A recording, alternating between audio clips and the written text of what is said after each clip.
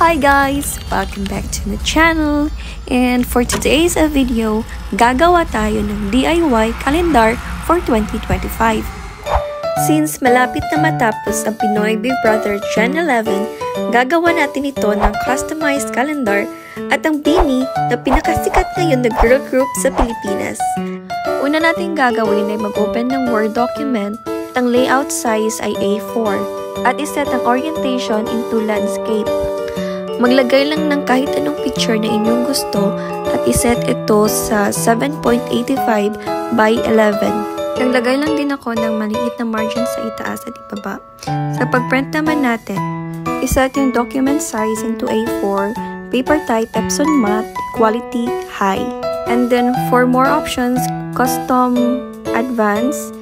Then for color management, choose color controls, Adobe RGB 2.2 gamma, and set brightness, contrast, saturation, density into 0. At i-print lang natin.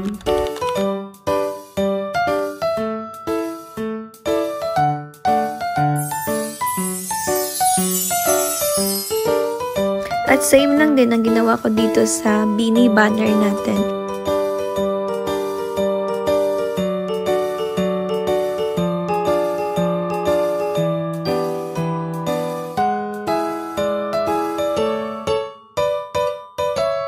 Gumamit ako dito ng glossy photo paper na naka 230 GSM. Ayan, so tapos na natin i-print ang ating mga photo banner ng ating calendar. Isusunod naman natin ay ang mga calendar pages na ating ipiprint.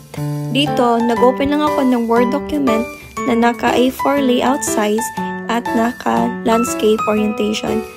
Iset lang din ng 0 sa lahat ng margins. At isa-isahin nyo nang i-paste ang mga template ng ating calendar. Mayroon tayong free download ng ating 2025 calendar template at nasa description below ang link kung saan ito mada-download. At para naman sa settings ng ating pag-print, iset yung document size into letter 8.5 by 11 inches, orientation, landscape, paper type, plain papers, at sa quality ay high, not yung pinaka-high quality since matagal po yung matatapos. And then click More Options tab. Under Color Correction, choose Custom Advanced, and then choose Color Controls at iset yung color mode into Adobe RGB and 2.2 for gamma. At iset din yung brightness and saturation into 10 or 15 para hindi magiging dark at dull yung print output natin dito. Bago nyo i-print, maaari nyo i-check ang reverse orders sa settings para pagkatapos niyang i-print ay nasa tamang pagkakasunod-sunod na ng ating mga kalendaryo. And then click OK and print.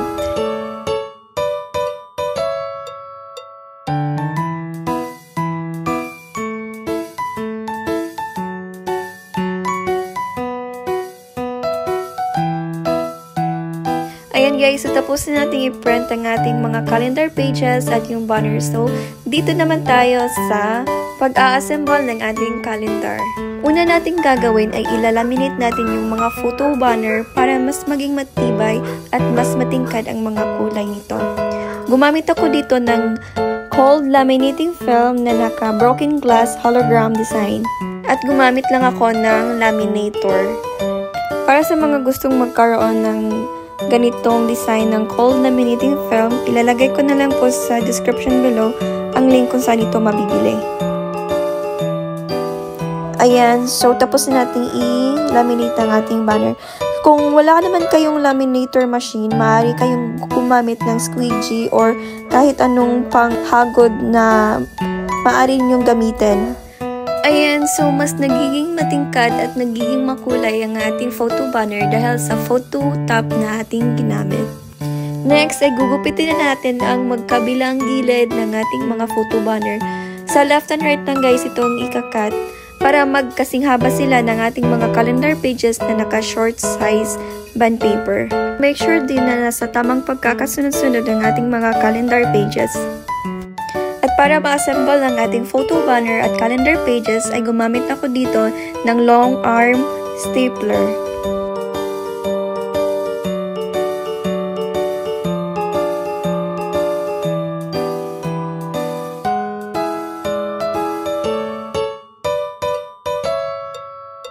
At kung hindi naman available ang long arm stapler, pwede tayong mag-staple ng 5 beses gamit ng regular stapler sa mga calendar pages at i-attach ito sa calendar banner gamit ang glue gun at glue stick. Dito naman ay nag-cut lang ako ng mga strip ng sticker paper para idikit natin sa pinagdugtungan ng ating kalendaryo. Ito ay magiging pantakip doon sa mga staple wire para maging mas malinis tingnan.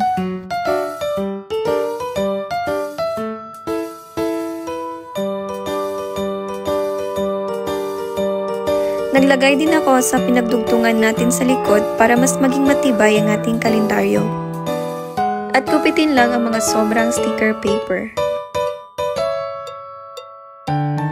At maging sa pagbubutasan ng ating sabitan ay nilagyan ko ng sticker paper para mas maging matibay.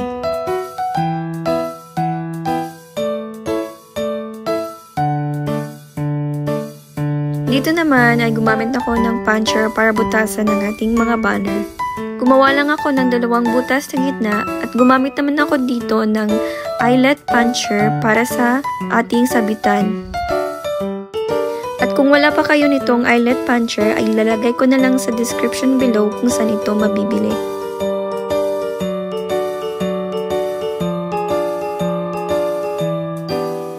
And finally, maglalagay na tayo ng panali sa ating kalendaryo.